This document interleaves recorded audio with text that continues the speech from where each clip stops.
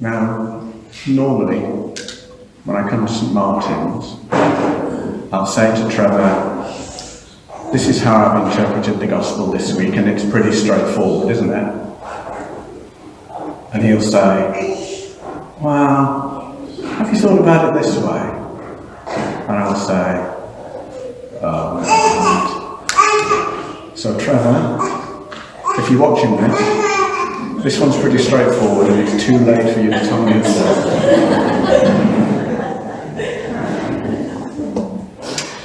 So today we heard from the Gospel of St Matthew, and it seems to contain two important messages. So firstly it tells us Jesus will appear again on earth. There will be a second coming. And the second is that when he comes, there will be a day of judgment, when the righteous will be separated from the sinners. So we better be prepared, because we don't know what day that will be.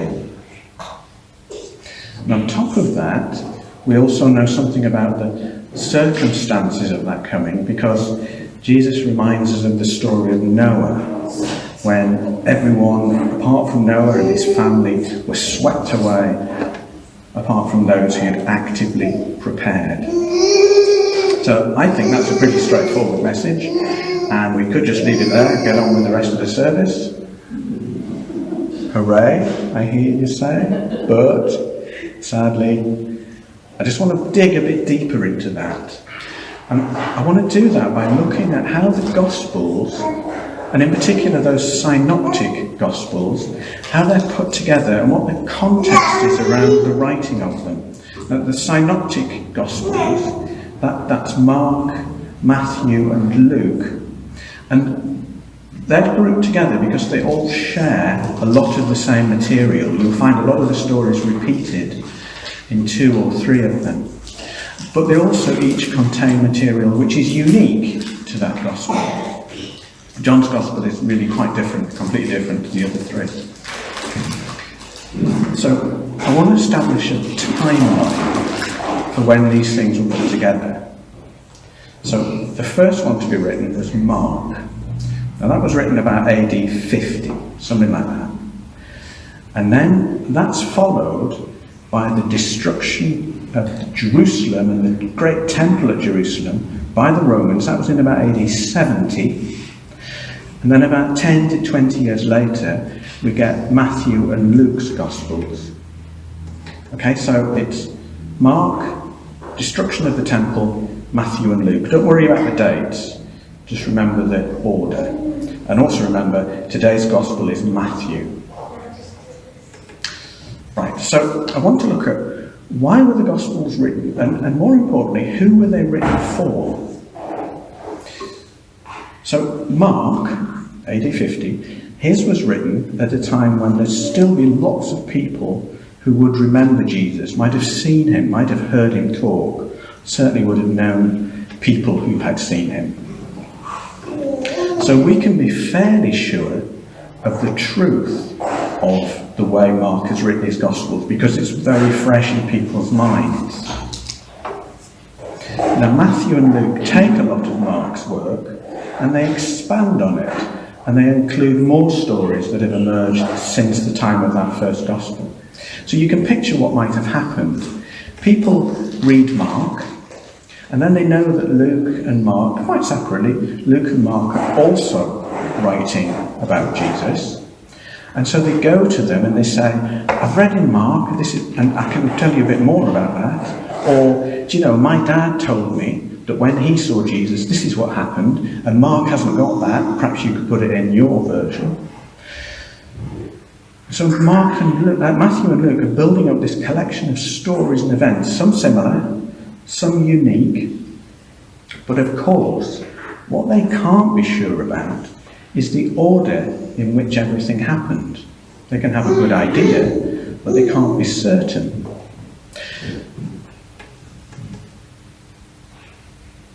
So, they have to put them together in a pattern which makes sense. And what's more, they have to write them in a way that appeals to their readership, to their market. And if you think about it, if you think about stories in the Daily Telegraph and the Guardian, or stories in the Daily Mail and the Daily Express, they're writing about the same things, but they give a very different slant on what happened. And it appeals to the people who like to read about things in that way. The story's still true, it's just it's given in a different way. So Luke's version, the original version, the one he actually wrote, was written in Greek.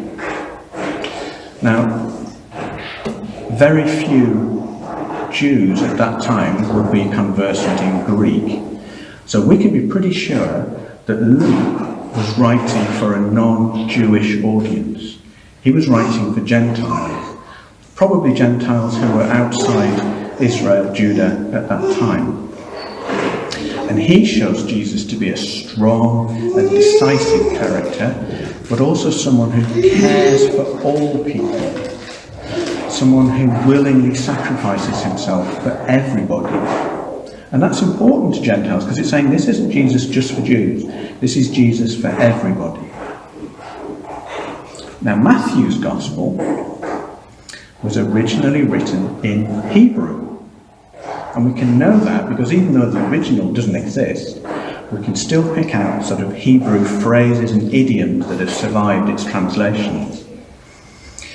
And so what we can say about Matthew is that it was probably written for this purpose, to be read out to these newly formed Christian communities, to tell them about Jesus, to tell them about his life and his message.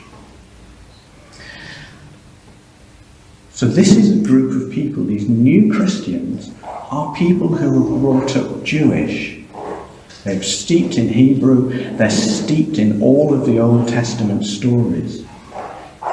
And so what Matthew does, he emphasises all of his stories about Jesus with references to the past. And, I mean, he did that to David and Noah, so all of his audience would know exactly who Noah was and what his story was. And so Matthew then takes it a step further. He shows how the events of Jesus' life, as they unfold, were all prophesied by those ancient prophets. So one of the things in particular that those newly formed Christians are waiting for is that day of judgment, the day when Jesus will return, lead them to the land of glory, and they know the nature of that day. So, for example, if we look at the book of Ezekiel, the prophet Ezekiel, he says that there is to come a day of desolation and destruction in Jerusalem, when some will be spared and many will be slaughtered. Now this is a problem for Matthew, because just a few years before, Jerusalem has been laid waste and desolate by the Romans. Jerusalem has been sacked, the temple has been razed to the ground, many people were slaughtered, there were some survivors. And yet, there was no coming of the Messiah. The promise has been broken. And I guess those students, those early followers of Matthew, were getting pretty disillusioned and annoyed, because they're saying, we've had the pain, where's the reward? So what Matthew does, he uses the whole of that chapter that I've just read, uses the whole of it to explain what's going on. And he does that by looking at the Old Testament prophecy, and in particular, he uses the word of the prophet Daniel. So Daniel says, like Ezekiel, Daniel says, there'll be great suffering, the sun will be darkened, the moon will not give its light, the stars will fall from heaven. So this is heavy stuff. This is heavier than Ezekiel. This is saying the destruction of the temple, damage to Jerusalem, that's nothing compared to what's going to come. Darkening of the sky, moon not give its light, great suffering. And then Daniel says, not only will there these 4 stars falling from the sky, but you must beware false prophets, they will lead you astray. Now I think what Matthew is telling these Jewish Christians, these new Christians, the destruction of the temple, that dreadful calamity, was caused not by God, but by those false prophets.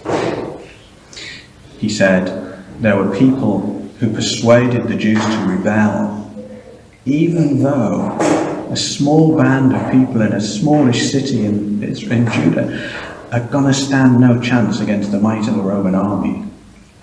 The destruction was entirely foreseeable, and it was man-made. Because Jesus, in the Gospel of Matthew, says about that day of judgment, and what hour no one knows. Not the angels in heaven, not the Son, but only the Father. It's clever writing from Matthew. He's taken that authentic voice of Jesus, taken from the memories of the children of people who were actually there when Jesus said those words, and he's woven them together to explain, not only to that emerging Christian community, but to us, 2 millennia later, about why things happen. Because dreadful things do happen still today. Dreadful things that prompt people to ask God, how could you have let that happen? But Matthew reminds us that God has always known that awful things can happen, and he's warned us against false prophets.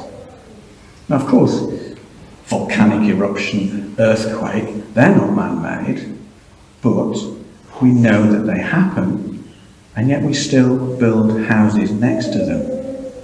We know about climate change, but we're slow to take action against it. We know that man is capable of wars and murder and violence. All of them are preventable, but we choose not to devote resources to them.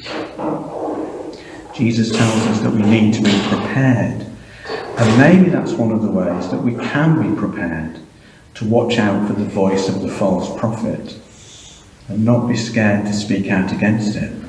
Because there's no point leaving that till tomorrow, because the thief can come in the night. Amen.